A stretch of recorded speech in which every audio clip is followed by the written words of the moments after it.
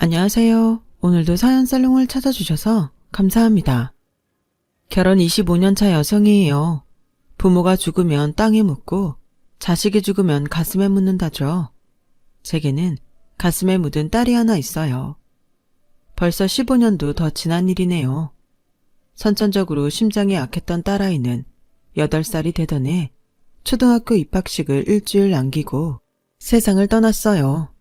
학교에 메고 갈 책가방도 사놓고 실내화랑 공책도 다 사놓았는데 아무것도 써보지 못한 채 허망하게 가버린 딸이 그리워 한동안 딸아이 방을 치우지 못했어요. 밤마다 딸의 방에 들어가 아이가 입던 옷과 인형을 끌어안고 울다 지쳐 잠드는 날이 이어졌어요. 온몸에 피가 다 빠져나간 것처럼 힘없이 넋을 놓고 있었어요. 친정 부모님과 형제들이 찾아와 그런 저를 어르고 달래기에 바빴어요. 그때 가족들을 통해 가장 많이 들었던 말이 산 사람은 살아야 한다는 말이었어요. 저는 그 말이 진저리치게 싫었어요. 마치 나와 내 딸을 갈라놓는 것 같았거든요. 살아있는 나는 죽은 딸과 연을 끊고 살아야 한다는 말처럼 들렸으니까요. 날 좀 내버려둬. 제발 날 좀 가만두란 말이야. 난 아직 우리 지은이를 못 보내겠어. 금방이라도 현관문을 열고 달려 들어올 것 같은데 왜 나보고 잊으라는 거야? 왜 나랑 지은이를 갈라놓으려는 거냐고. 미친년처럼 소리치고 죽기를 각오한 사람처럼 아무것도 먹지 않았어요. 하루는 시어머니가 손이 동서와 함께 찾아와 제게 그러더군요. 애미야, 자식 잃은 너한테 이런 말하기 뭐하지만 내 더는 못 참겠어서 오늘은 한마디 해야겠다. 너만 자식을 잃었니? 내 아들도 생떼 같은 자식을 잃었어.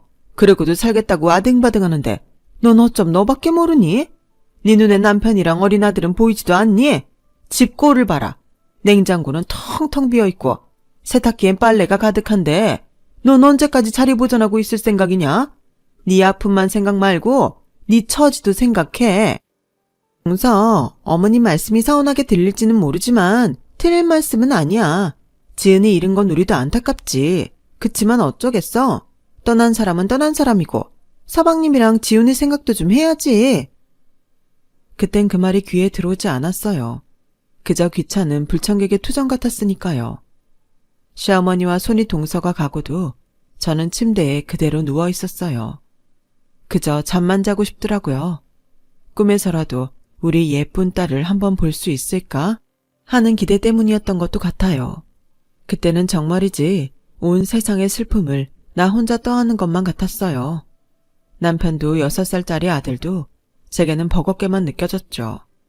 하루하루를 산송장처럼 겨우 숨만 쉬고 누워있는 저를 일으킨 건 바로 제 어린 아들이었어요. 아직은 너무 어려서 누나의 죽음을 실감하지 못했던 아들은 며칠째 갈아입지 않아 꼬질꼬질한 내복 차림으로 제 손을 잡아당겼어요. 엄마, 누나는 언제 와? 5밤 자면 와? 아니면 10밤? 아들 녀석 말처럼 5밤, 아니 10밤만 지나면 아무 일도 없었던 것처럼 우리 딸이 내 품으로 돌아올 수만 있다면 얼마나 좋을까 하는 생각이 들더군요. 아니, 이제 누나는 안 와. 누나는 아주 멀리 갔거든. 그제야 아들 녀석은 멀리 떠났다는 누나가 새삼 그리웠는지 그 큰 눈이 그렁그렁해지더군요. 제 누나와 닮은 아들 녀석의 눈을 보자 나도 모르게 울음이 터졌어요. 제가 울자 아들 녀석도 기다렸다는 듯 울음을 터뜨리더군요. 그렇게 우리 모자는 부둥켜 안고 한참을 울었어요. 내 품에 안긴 조그맣고 어린 내 아들마저 내 품에서 달아나 버릴까봐 겁이 나 양팔에 힘을 잔뜩 준 채 말이죠. 그렇게 한바탕 울고 나니 배에서 꼬르륵 소리가 나더군요. 마치 살라는 신호 같았어요. 어떻게든 살아내라는 무언의 메시지처럼 말이죠. 배가 고픈 건 제 아들 녀석도 마찬가지였나 봐요. 제가 오랜만에 주방으로 나가자 아들 녀석은 그동안 먹고 싶었던 것들을 하나하나 나열하며 제 옆을 알짱거리더군요. 우리 아들이 가장 좋아하는 곰돌이 오므라이스를 만들어주자 아들은 그 작은 입을 오물거리며 순식간에 그릇을 싹 비웠어요. 평소엔 그리도 밥투정을 하던 아이가 처음으로 온전히 그릇을 비우자 반가운 마음보다는 미안한 마음이 앞섰어요. 이 어린 게 얼마나 배가 고팠으면. 그동안 몸져 누운 엄마를 생각해 과자랑 초콜릿으로 배를 채웠을 아들을 생각하니 가슴이 미어지는 것 같았어요. 엄마를 기쁘게 해주려고 싹 비운 그릇을 보이며 자랑하는 아들을 보며 결심을 했어요. 살아야겠다라고요. 죽은 자식은 마음에 묻고 산 자식을 위해 엄마로 살아야겠다고요. 밀린 빨래와 집 청소를 하고 아들과 함께 마트에 장을 보러 갔어요. 방 안에 들어앉아 웅크리고 있을 때는 온 세상이 우울하게만 보였는데 막상 나와보니 아무 일도 없는 것처럼 멀쩡히 돌아가더군요. 야속한 마음도 있었지만 한편으로는 다행이다 싶었어요. 저도 사람들 틈을 비집고 들어가 아무렇지 않은 듯 살 수 있을 것 같았거든요. 그렇게 저는 예전의 일상으로 돌아왔어요. 아침 일찍 일어나 밥을 짓고 어린 아들의 유치원 등하원을 시키고 주부로서 착실히 살아냈죠. 하지만 도무지 남편한테만큼은 전처럼 대할 수가 없었어요. 아직은 딸아이를 온전히 보내지 못하는 제 마음을 알면서도 기어이 딸의 방을 치워버린 남편은 딸의 첫 기일에도 술에 취해 밤늦게 들어왔거든요. 당신이 어떻게 이럴 수가 있어. 오늘이 무슨 날인지 몰라? 내가 아침에 분명히 말했잖아. 지은이 기일이라고. 술이 그렇게 좋으면 1년 내내 마셔도 좋아. 하지만 지은이 기일만큼은 그러지 말라고. 지은이. 넌 언제까지 지은이 타령만 할 거야. 아주 숨 막혀 주겠어. 내가 왜 술을 마셨는지 알기나 해? 너만 힘든 척 하지 마. 너 그 지은이 타령하는 것도 지겨워 죽겠다고. 남편은 벌써 딸아이를 잊은 사람처럼 보였어요. 마치 처음부터 자신에겐 딸이 없었던 사람처럼 굴더군요. 남편에 대한 야속함과 배신감이 커질수록 우리 부부 사이는 점점 멀어져 갔어요. 자식 때문에 부부라는 둘레 안에 살고 있긴 하지만 그 관계가 언제 끊어져도 이상할 게 없을 정도였죠. 그러면 그럴수록 저는 아들한테 애정을 쏟았어요. 딸아이에게 못해준 것들을 온전히 아들을 위해 쏟아부었죠. 그랬더니 시어머니가 이번엔 그걸 가지고 타박을 하더라고요. 얘, 넌 네 아들한테 드리는 정성을 반만 네 남편한테 드려봐라. 넌 네 아들 챙기느라 네 남편 얼굴 반쪽된 건 안 보이니? 저게 산의 놈 얼굴이냐? 어디서 피죽 한 그릇 못 얻어먹은 것처럼 빼싹 꼬라서는. 너 그러다 네 남편이 갑자기 쓰러지면 어쩔 거야? 네가 돈 버는 능력이 있기라냐? 남자 우리는 재주가 있기라냐? 네 남편 죽고 나면 뭐 해 먹고 살 건데? 있을 때 잘해라. 나중에 후회 말고. 말을 해도 어쩜 그리 못되게 하는지 시댁에 갔다 온 날이면 집에 오자마자 화장실로 달려가야 했어요. 체한 것처럼 속이 거북하고 구역질이 났거든요. 제가 변기를 부여잡고 토악질을 할 때마다 남편은 제 뒤통수에 모진 말을 쏟아냈어요. 너 매번 이러는 거 일부러 나 보라고 이러는 거지?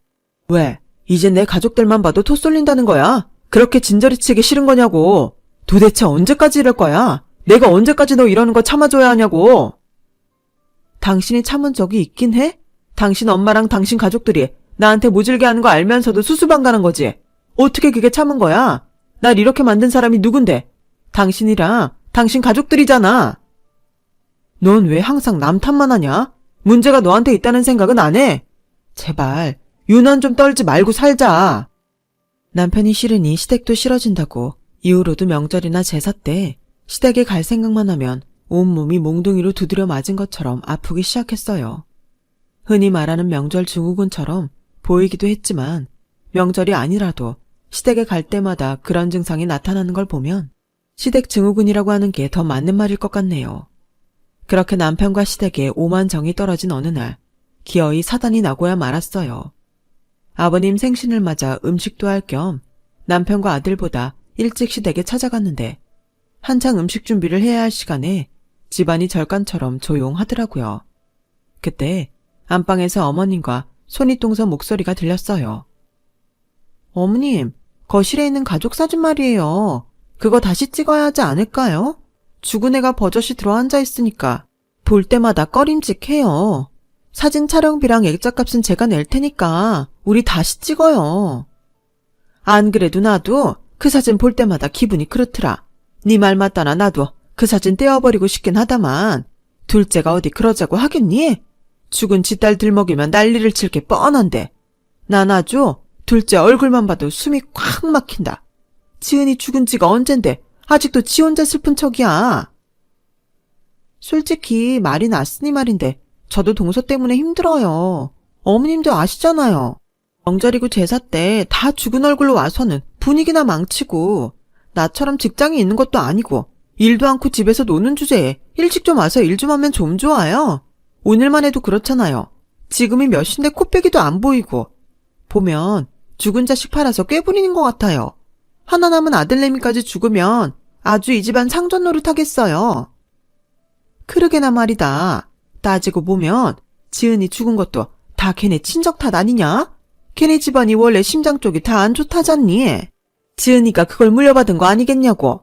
그런데도 지가 더 지랄이니? 척반화정도 유분수지. 안 그러니? 자식 잡아먹은 년이 내쫓기지 않은 것만 해도 감지덕진데 집안 분위기까지 흐리고 어떻게 시애미가 며느리 눈치를 보게 만들어. 버르장머리 없는 년 같으니라고. 제게 감정이 안 좋은 건 알았지만 뒤에서 아이의 죽음까지 들먹이며 이런 말까지 하는 줄은 몰랐어요. 순간 목구멍을 타고 뜨거운 기운이 확 올라왔어요. 그리고 놓은 몸이 부들부들 떨리기 시작했죠. 하필 그때 거실에 걸려있는 가족 사진이 눈에 들어오는 거예요. 사진 속에는 우리 지은이 7살 때 모습이 고스란히 들어있었죠. 어린 게 얼마 살아보지도 못하고 죽은 것도 불쌍한데 가족이라는 작자들한테 소름 끼친다는 소리까지 듣게 되다니 억장이 무너지는 것 같았어요. 솔직히 그때는 눈에 보이는 게 없더라고요. 그래서 그 길로 벽에 걸린 액자를 뜯어내 사진을 꺼냈어요. 이 집에 두었다가는 언제고 갈갈이 찢기거나 불타 없어질 것만 같았거든요. 그럴 바엔 제 손으로 처리하고 싶었어요. 우리 집에 가져가려고 액자에서 꺼낸 사진을 둘둘 말고 있는데 안방에서 그 소리를 듣고 시어머니와 손윗동서가 나왔어요. 애미 너 지금 뭐하는 짓이냐?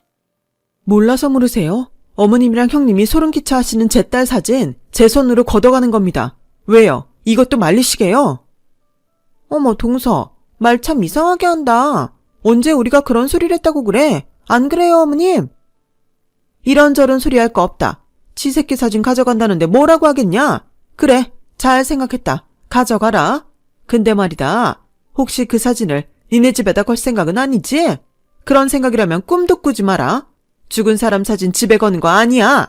괜히 내 아들 마음 흔들지 말고 가져가려거든 눈에 안 띄게 창고에 넣어둬라. 왜요? 우리 지은이가 뭘 잘못했다고 사진마저 창고에 숨겨요?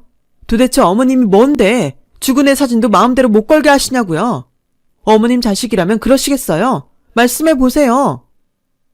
서운한 마음에 어머님께 악을 쓰며 대들었어요. 그랬더니 어머님이 제 뺨을 치시는 거예요. 이게 아주 보자보자니까 시애미 머리 끝까지 오리려고 들어. 어디서 파락파락 떼들어? 네가 네 새끼 잡아먹어 놓고 어디 와서 행패냐고. 네가 그러니까 내 아들이 마음 못 잡고 밖으로 도는 거야. 집구석에 정을 붙일 수 있어야 집에 가고 싶지. 너 내가 분명히 말하는데 한 번만 더 내 앞에서 고개 빳빳이 들고 대들면 그때 니들 이혼시킬 줄 알아. 당장 이혼하겠다는 말이 목구멍까지 치밀고 올라왔지만 그 말을 뱉을 수는 없었어요. 제게는 키워야 할 아들이 있었으니까요. 제가 지금 이혼을 하면 아이를 뺏길 수도 있고 무엇보다 경제적인 능력이 없어서 온전히 아들을 키워낼 자신이 없었거든요. 그렇다고 이 집에서 매번 자식 잡아먹은 년 취급을 받고 살 수도 없었어요. 그래서 앞으로는 시댁에 가지 않겠다고 선언했죠. 그랬더니 남편이 한숨을 푹 쉬며 그러더군요.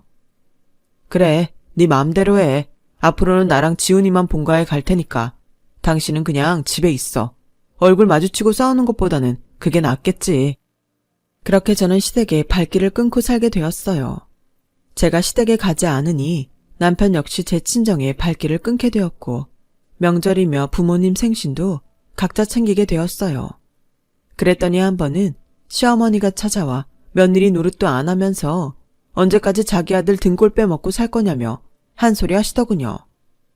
너도 양심이 있다면 네 구미에 맞는 것만 찾아 먹으면 안 되지. 며느리 노릇 하기 싫으면 아내 노릇이라도 똑바로 해. 내 새끼가 잠 못 자고 벌어오는 돈 집구석에서 맘 편히 쓸 생각 말고. 시어머니한테 집안일과 육아는 노동이 아닌 놀고 먹는 것일 뿐이었어요. 그 말에 동의하는 건 아니었지만 더는 싫은 소리 듣기 싫어서 반찬값이라도 벌어보려고 파트타임 일을 알아보았어요. 하지만 집안일과 초등학생 아들을 돌보며 할 수 있을 만큼 시간이 유동적인 일은 없더라고요. 그래서 친한 선배한테 하소연을 했더니 자기 남편 회사에서 프리랜서 작가를 뽑는데 한번 지원해보지 않겠냐고 하더라고요. 문예창작가를 졸업한 덕에 글 쓰는 건 그리 어려운 일이 아닐 것 같아서 일단 하겠다고 말했어요. 정확히 어떤 일을 하는지 모른 채 말이죠. 며칠 뒤 담당자로부터 연락을 받고 나가보니 대학 브로셔 제작에 필요한 취재 작가 일을 부탁하더라고요.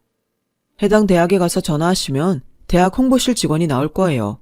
그분 안내대로 인터뷰이들을 만나서 인터뷰하시고 원고는 기획서에 적힌 날짜대로 보내주세요. 맨땅에 헤딩을 하는 심정으로 약속 장소에 나갔고 얼떨결에 인터뷰를 진행했어요. 제가 인터뷰를 하게 된 분은 대학에 거액을 기증한 할머니셨어요. 30년 전 죽은 아들이 다니던 대학에 그동안 모은 돈을 장학금으로 내놓으신 거였죠. 등록 마감날까지도 우리 아들 대학 등록금을 못 만들어서 발을 동동 굴렀거든요. 어렵게 이웃들 도움으로 마감 시간에 겨우 맞춰서 냈었죠. 그때 얼마나 마음을 졸였던지 신발을 짝짝이로 신고 온 동네를 헤집고 다녔지 뭡니까. 그렇게 힘들게 대학을 보낸 아들이 졸업을 앞두고 세상을 떠났을 땐 하늘이 무너지는 줄 알았어요. 담담한 표정으로 인터뷰를 하시던 할머니는 죽은 아들 얘기가 나오자 눈시울을 붉히셨어요. 30년이 지나도 죽은 내 아들 목소리며 밥 먹을 때 젓가락질하던 손까지 생생하게 기억나요. 어떻게 잊겠습니까? 내 몸의 일부였던 아이인데 30년이 아니라 50년, 100년이 지나도 못 잊습니다. 그래도 시간이 약이란 말은 영 틀린 건 아니더라고요. 처음 아들을 떠나보내고는 숨도 제대로 못 쉴 것 같더니 한 1년 지나고 나니까 내가 TV를 보고 웃고 있더라고요.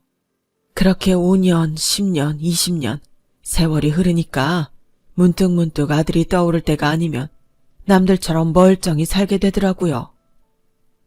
인터뷰를 하는 내내 죽은 딸아이가 생각나 저도 모르게 울음을 터뜨렸더니 할머니께서 무슨 일 있었냐고 물었어요. 몇 년 전에 딸아이를 먼저 보냈다고 했더니 말없이 제 손을 잡아주시더라고요. 별 말씀은 없었는데도 그 거칠고도 따뜻한 손길에 많은 위로를 받았습니다. 인터뷰를 마치고 집에 돌아와 원고를 쓰면서도 참 많이 울었어요. 그런데 그렇게 울면서 쓴 원고가 회사 측 마음에 들었는지 꼭지를 몇 개 더 주셨고 이후 작업에도 꾸준히 참여할 수 있게 되었어요. 사람들을 만나 인터뷰를 하다 보니 세상에는 저보다 큰 아픔을 겪은 사람들도 많더라고요. 그들과 인터뷰를 하면서 참 많이 위로를 받곤 했습니다. 그러는 사이 취재작가로 자리를 잡게 되었고 일이 몰릴 때는 직장인 월급의 2~3배도 넘게 벌게 되었어요. 더는 남편 월급에 기대 살지 않게 된 거예요. 경제력이 생기자 더는 결혼 생활을 유지할 필요가 없다는 생각이 들었어요. 이미 아들도 성인이 된 터라 더더욱 결혼 생활에 미련이 없었어요. 남편과 각방을 쓴 지도 오래됐고 대화도 거의 없는 터라 남편도 반대하지 않을 것 같더라고요. 마침 군대에 간 아들이 휴가를 나와 있어서 가족이 다 있을 때 얘기를 하는 게 낫겠다 생각했어요. 그래서 저녁을 먹고 남편과 아들을 거실로 불렀는데 아들이 대뜸 제 아빠한테 그러는 거예요. 아빠, 걸그룹 좋아해? 그러자 남편은 얼굴을 붉히며 아들 입을 막으려 들었어요. 대박, 아빠 책상에 콘서트 표도 있던데 거기 갔었어? 야광봉 흔들고 그러면서 공연 본 거야? 남편은 한사코 아니라고 부인했지만 아들은 남편 방에서 걸그룹 굿즈까지 들고 나와 제 앞에서 흔들었어요. 자기 아들 또래의 걸그룹한테 열광하는 남편을 보니 기가 차서 말이 안 나왔어요. 그런데 그때 아들이 방점을 찍었죠. 콘서트표에 굿즈까지 다 모으려면 못해도 돈백은 들었겠는데? 그치 아빠? 이미 아들 녀석 손에 모든 걸 들켜버린 남편은 체념한 듯 고개를 끄덕였어요. 지난달 카드값을 보니까 100만 원 조금 더 나왔더라. 뭔 놈의 콘서트표랑 굿즈가 그렇게 비싼 건지. 그 말에 참았던 원망이 터져나왔어요. 잘하는 짓이다. 그 나이 먹고 어린 여자애들 뒷공문이나 쫓아다니고 싶냐? 당신 딸 지은이 기일엔 꽃 한 번 안 사오는 사람이 남의 집 딸내미들한테는 돈백이나 쓰고 아주 대단한 팬 나셨네. 남편은 말없이 긴 한숨만 쉬었어요. 그런데 남편 휴대폰을 만지작거리던 아들이 대뜸 이러는 거예요. 그러고 보니 이 걸그룹 리더가 누나랑 닮았네. 대박. 어릴 때 사진은 우리 누나랑 똑같아. 엄마, 이거 봐봐. 저리 치워. 내가 지금 그거 볼 정신이야. 아들 손을 뿌리치려는데 아들놈이 집요하게 제 눈앞에 남편 휴대폰을 들이대는 통에 바탕화면에 올려진 걸그룹 리더의 얼굴을 보게 되었어요. 아들 말 맞다나 우리 지은이랑 많이 닮았더라고요. 내 딸이 죽지 않고 살아있었다면 그런 얼굴로 자랐을 것 같더라고요. 아들이 보여준 걸그룹 리더의 어린 시절 사진은 정말 제 딸 지은이랑 판박이라고 해도 과언이 아니었어요. 아빠, 누나 생각나서 이 걸그룹 보러 간 거구나. 그럼 말하지 그랬어. 나 제대하면 그땐 같이 보러 가자. 엄마도 같이 갈 거지? 순간 목구멍으로 뜨겁고 쎄한 기운이 올라와서 저는 대답도 못하고 서 있었고 남편은 무안한지 괜히 허공만 바라보았어요. 당신 정말 지은이 생각나서 콘서트장에 간 거야? 지은이 닮은 애 보려고? 그 말을 하는데 나도 모르게 눈물이 흘러내렸어요. 그동안 딸에 대한 그리움조차 없는 줄 알았던 남편이 얼마나 딸이 보고 싶었으면 닮은 아이라도 보려고 거길 갔을까 생각하니 가엾고 불쌍해서 참을 수가 없더라고요. 그 표를 구하겠다고 컴퓨터 앞에 앉아서 어린 애들을 상대로 노심초사했을 남편이 떠올라서 가슴이 먹먹했어요. 왜 진작 말하지 않았어? 난 당신이 우리 지은이 잊고 사는 줄 알았단 말이야. 그동안 내가 당신을 얼마나 원망했는지 알아? 그러자 남편이 눈시울을 붉히며 말했어요. 어떻게 부모가 자기 자식을 잊어. 지은이 태어나던 날 내가 얼마나 행복했는데. 태어나서 처음 아빠라고 나를 불러줬을 땐 세상을 다 가진 기분이었어. 회사에서 하루 종일 업무에 시달리고 돌아올 때도 현관에 들어서는 내 구두발 소리에 자다가도 달려나오던 우리 딸을 내가 어떻게 해줄 수 있냐고. 그래도 어쩌겠어. 자식 잃은 슬픔에 빠진 당신이랑 아직 한참은 더 자라야 할 지훈이가 있는데 나마저 슬픔에 빠져 지내면 누가 당신과 지훈이를 돌봐. 비록 사랑하는 내 딸은 못 지켰지만 그래도 아내랑 아들은 지켜야 하잖아. 난 가장이니까. 남편은 결국 가까스로 참고 있던 눈물을 쏟아냈어요. 살면서 처음 보는 남편의 눈물에 가슴이 무너져 내렸어요.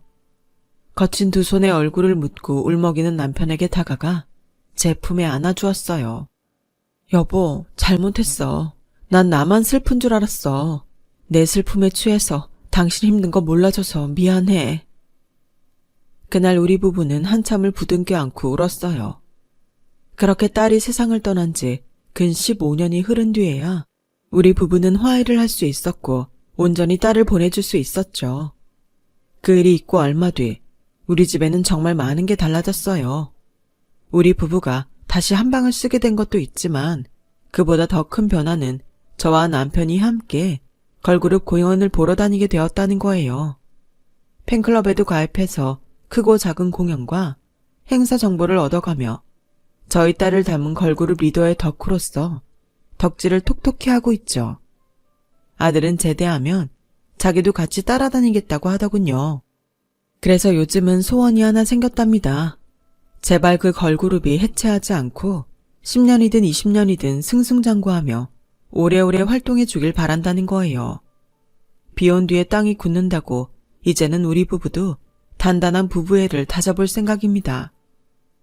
모르긴 해도 하늘에 있는 우리 딸아이가 이런 엄마 아빠의 변화를 누구보다 반가워할 것 같네요. 딸아이가 거기서 더 이상 걱정 말고 편안하게 웃으며 우리를 보고 있기를 바라봅니다. 지금까지 사연을 들어주셔서 감사합니다. 소중한 가족들과 항상 행복한 시간 보내시길 바랍니다. 여러분, 사연 댓글에 응원과 현명한 조언 부탁드려요. 좋아요와 구독은 저에게 큰 힘이 됩니다. 오늘도 좋은 일 가득하세요.